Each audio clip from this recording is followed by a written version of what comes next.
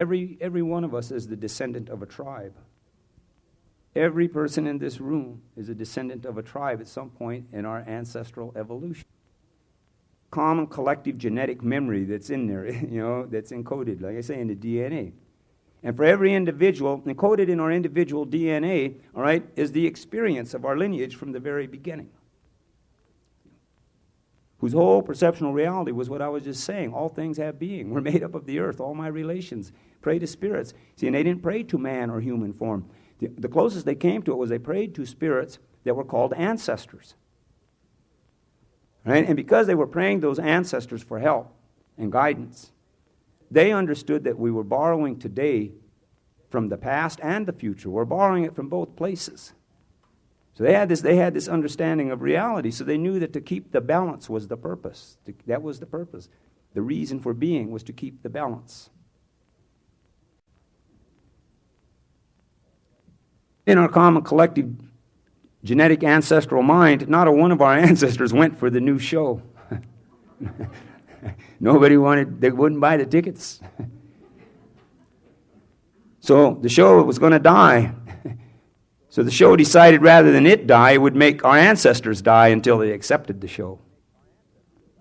And this is what happened.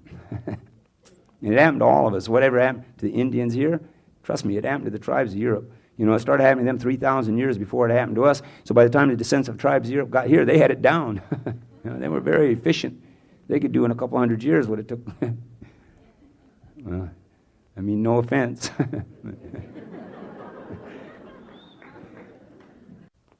So in our collective genetic ancestral memory, we had the experience of encountering the technologic perceptual reality.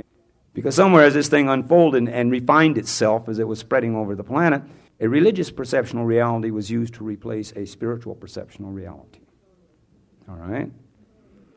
Because the spiritual sense of reality, you're connected to everything, man. You're connected. But in the religious perceptual reality, see, you committed a crime for being born. See, you're for getting here. Yeah, I didn't make this up. I'm not making it up now. Right?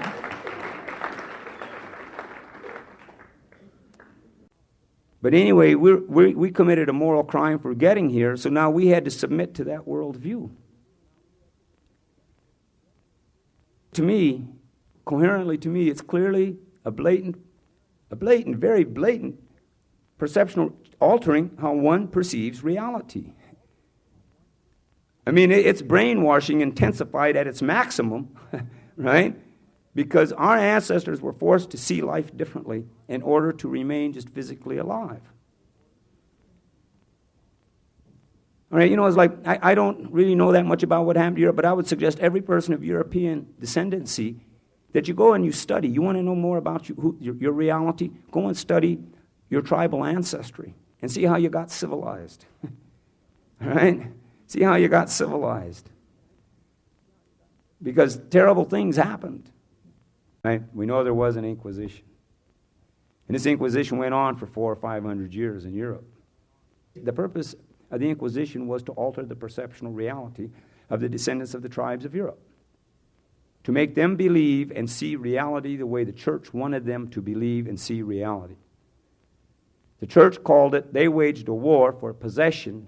This is important. They waged a war for the possession of the souls of the godless heathens. And to be a godless heathen, you just didn't believe in God. It wasn't part of your reality. Or another way of becoming a godless heathen was to question the authority of the church to do this. See, again, I'm not making this up. This did transpire. These things did happen. And they killed as many people as they could, I guarantee it, in order to get the other ones to submit.